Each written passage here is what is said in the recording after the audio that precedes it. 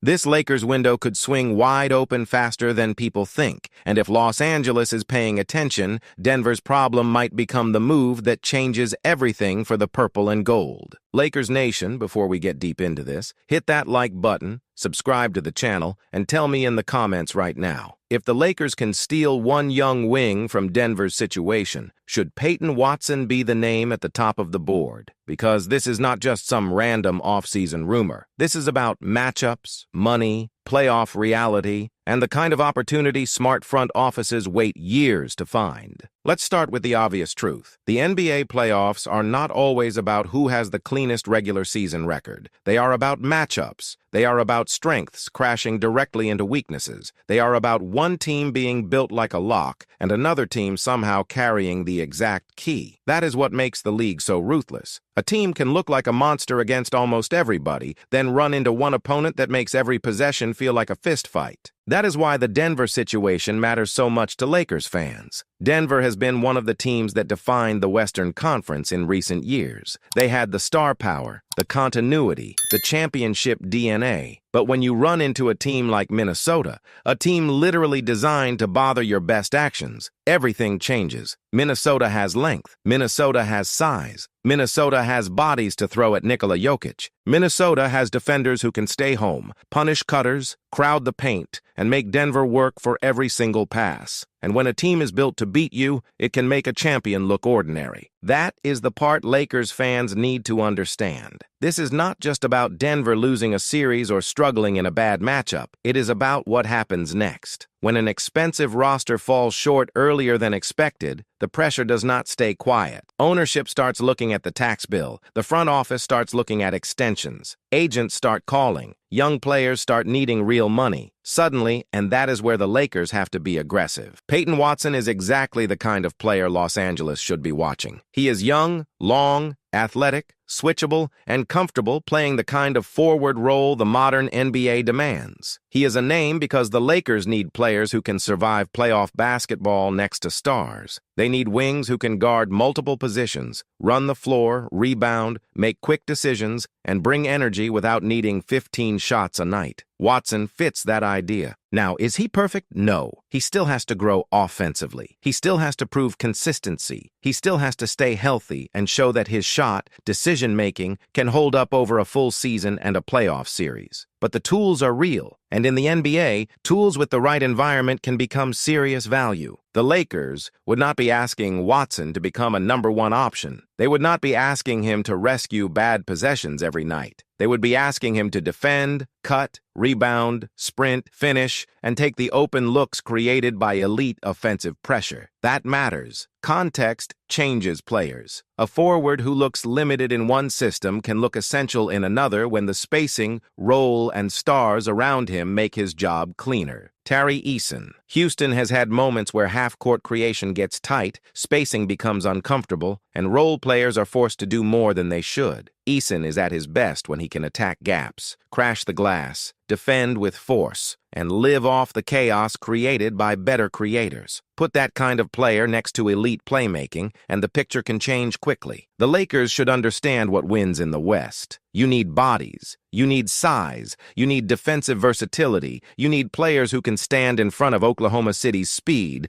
Minnesota's physicality, Denver's size, the days of surrounding stars with one-dimensional names and hoping the talent carries everything are over. The Lakers need real two-way pieces. And here is where Denver's salary situation becomes the story. When a team gets expensive and starts losing leverage, other teams smell it. That is how the NBA works. Nobody is in the business of helping a rival for free. If Denver cannot pay everybody, then every team with flexibility should be asking questions. Can we force a decision? Can we make an offer that becomes uncomfortable? Can we take on money if assets come with it? Can we turn their problem into our solution? Maybe Denver tries to keep him. Maybe they decide he is too important to lose. Fine. Then what has to move? Is it another contract? Is it a veteran? Is it a wing like Cam Johnson if that kind of salary math becomes part of the conversation? Would Denver need to attach an asset to move money? And the Lakers have to be one of those smart teams? Now pause the video for 1 second. Hit the like button if you are locked in, subscribe if you love honest Lakers talk, and comment the one move you would make first. Peyton Watson, Terry Eason, Cam Johnson, or a different wing entirely. Because this is the kind of off-season conversation where the fan base needs to think bigger than just one name. Even if the current group proves something, even if the stars carry them further than critics expect, the front office still has to improve the margins. Championship teams do not survive by standing still. They win, then they sharpen. They lose, then they adjust. The worst thing Los Angeles can do is assume that name value alone is enough. The West is too dangerous for that. Oklahoma City has youth, speed, depth, and flexibility. Minnesota has defensive identity and size. Denver still has Jokic, which means they are never irrelevant as long as he is healthy and surrounded by competent pieces. Dallas can be terrifying when the offense gets rolling. Phoenix, Golden State, Sacramento, and can become dangerous if the matchup breaks right. There are no soft paths anymore. That is why wing depth is not a luxury. It is survival. Look at what the Lakers have needed in recent playoff battles. They have needed someone who can guard big wings without getting bullied. They have needed someone who can chase shooters without dying on screens. They have needed someone who can rebound when the center is pulled away from the rim. They have needed someone who can make a defense pay without freezing when the ball swings to the corner. Those players are expensive because every contender wants them. Watson could become that. Eason could become that. A player like Cam Johnson could help in a different way as a proven shooter and floor spacer with size. The question is not just who is the best player in a vacuum. The question is who fits the Lakers' stars, who survives the playoffs, and who can be acquired. That last part matters. The Lakers cannot spend every dollar and asset on one incomplete answer. If they chase Watson with real money, they still need to think about the bench, shooting, ball handling, and front court balance. If they trade for a veteran wing, they still need to protect enough flexibility for the next move. If they dump contracts just to open space, they cannot accidentally create 3 new holes while solving one. Maybe the Lakers look at a contract like Jared Vanderbilt's and ask if his health and role justify the number. Maybe they evaluate younger pieces and decide who is truly part of the future. Maybe they explore whether draft capital is better used to clear money, chase a player, or hold until the trade deadline. Sentiment cannot run the front office. Fit has to. And yes, players like Rui Hachimura make this complicated.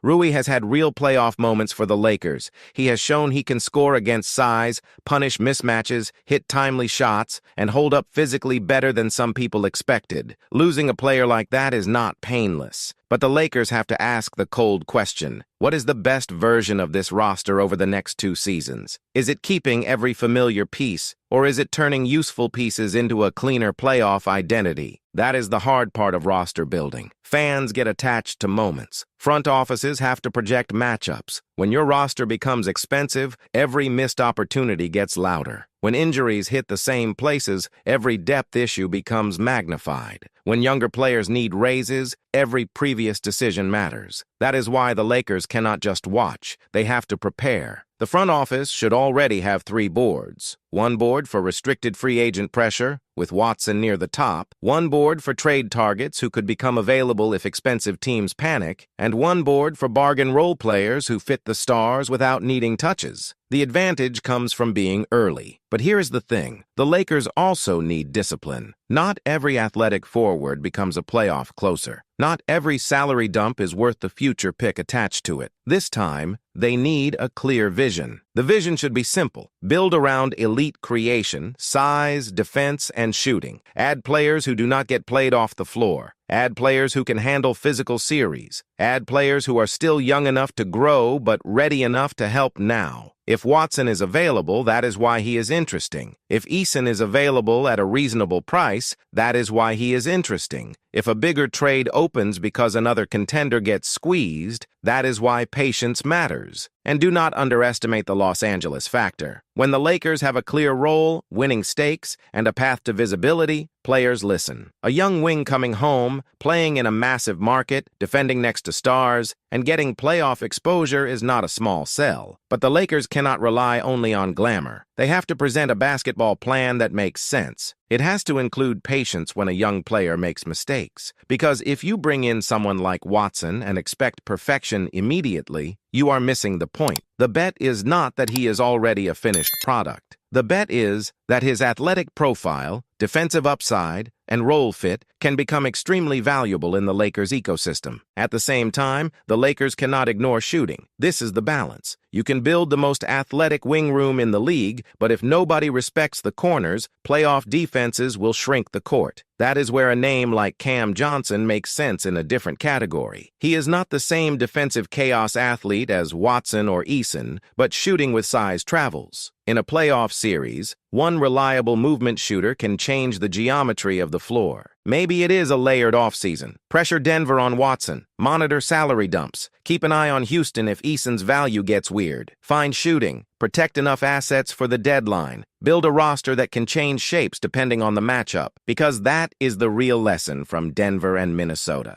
Matchups decide legacies. One series can make a team look unstoppable, and the next can expose every uncomfortable truth. The Lakers cannot build just to beat one opponent. They have to build to survive all of them. And that is why this summer, or any major roster window, cannot be passive. If Denver's title window is tightening, Los Angeles should not feel sorry for them. They should study the cap sheet. They should call. They should ask uncomfortable questions. They should make Denver prove it can keep everybody. Because sometimes the move that changes your season is not the obvious superstar trade. Sometimes it is the young wing you grabbed before he became too expensive. Sometimes it is the contract you absorbed with a pick attached. Sometimes it is the quiet decision that gives your stars the exact defender they needed in May. Lakers Nation, before we wrap this up, hit that like button, subscribe to the channel, and drop your take in the comments, because this conversation is bigger than one player. It is about whether the Lakers are ready to take advantage when the West starts shifting. Denver may not be finished, but they are facing real questions. And when rivals face real questions, the Lakers should be ready with real answers. And that is the balance fans should care about. Los Angeles cannot chase names only because they sound exciting online. The move has to survive real postseason pressure. Can the player guard without fouling? Can he rebound through contact? Can he make the corner three when the arena gets tight? Can he stay confident when the ball does not come back for 5 possessions? Those are the details that separate a nice regular season addition from a real Lakers playoff weapon. This is why the front office has to think like a contender, not like a team collecting highlights for July. Because banners are not won by rumors. They are won by answers that hold up under pressure. So here is the question. If you are running the Lakers front office, are you making Peyton Watson the #1 target? Are you saving assets for a bigger trade? Or are you going in a completely different direction?